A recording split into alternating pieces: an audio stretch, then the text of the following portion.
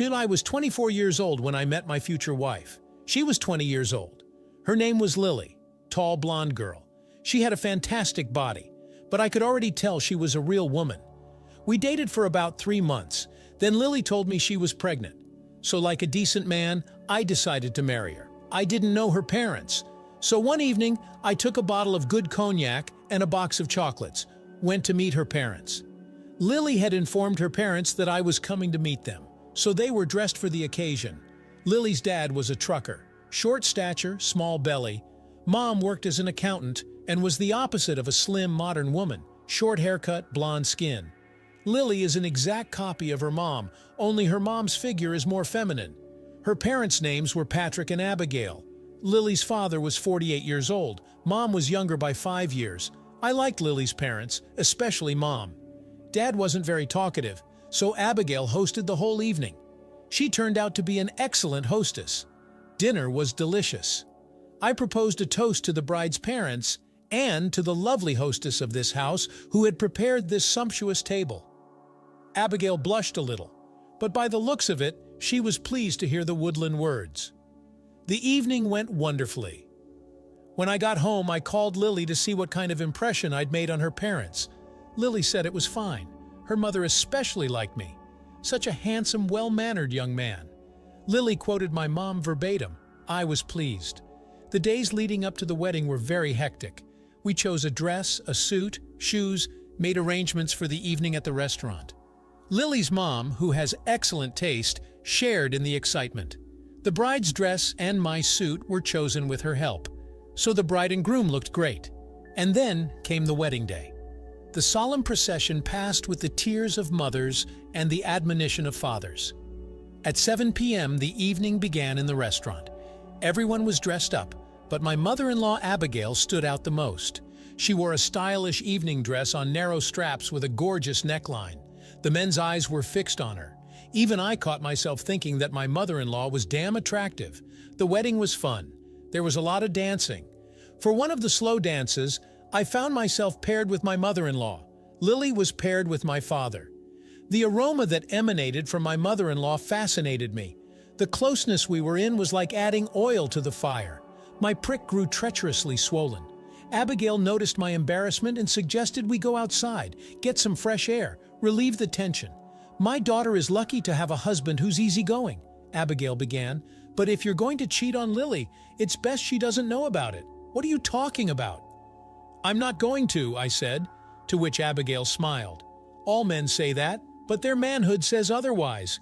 You got horny when we danced, out of nature, and there's nothing you can do about it.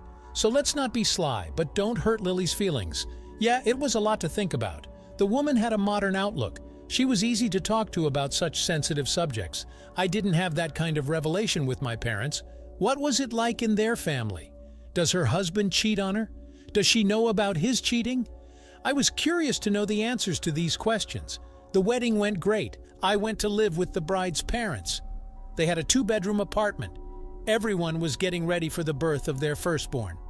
There was no intimacy with Lily because of the pregnancy. I woke up in the mornings with my underpants hanging out. To relieve the tension, I worked a lot. I left early in the morning, came back late at night, but nature had its demands. Lily was admitted to the hospital for preservation. Her parents and I visited her. One day, Patrick went on a trip, and it was just Abigail and me. In the morning, I woke up as usual. I decided to go to the bathroom. Walking past Lily's parents' bedroom, I covered my sticking-out boner. After the toilet, the tension didn't ease. I decided to take a shower. Water is relaxing after all. As I left the bathroom, I came face to face with my mother-in-law. I blushed, apologized, and quickly ran into the bathroom. Abigail only smiled, seeing my shyness. After a shower, I calmed down a bit. Abigail invited me in for breakfast. I walked in red as a tomato. To lighten the mood, Abigail said, "It's not a big deal, it's all normal, we ate breakfast."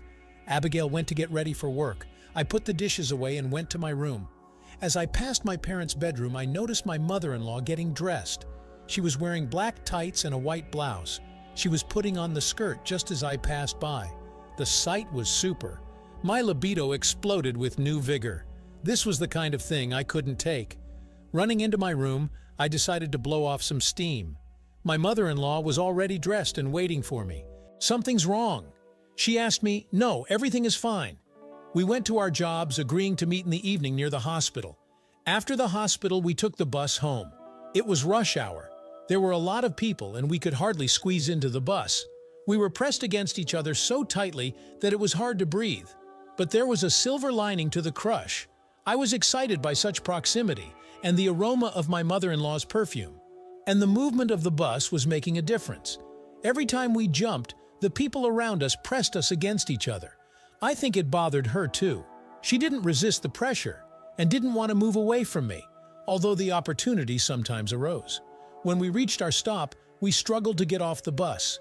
I was on edge and struggled to cover my pants. Abigail pretended not to notice. After we ate dinner and changed clothes, we went to watch TV.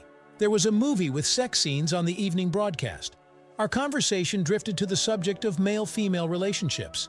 Abigail was a good conversationalist. I liked her modern views. "Is it hard for you now that your wife is not around and you can't relax?"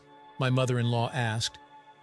"It is difficult to restrain myself when such a charming woman is around," I complimented my mother-in-law. "You're a catcher," Abigail said with a smile.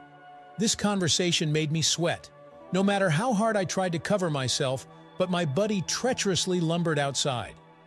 "Our talking woke up your little one," my mother-in-law remarked. Her look showed she was excited too. My heart was beating at a frantic pace, my face was burning, and my throat was dry. "I can help your friend," Abigail said quietly. I couldn't believe my ears. My mother-in-law wanted what I wanted. Not knowing what to say, I kissed my mother-in-law. She reciprocated. When we were done, she whispered, "I haven't felt like this in a long time."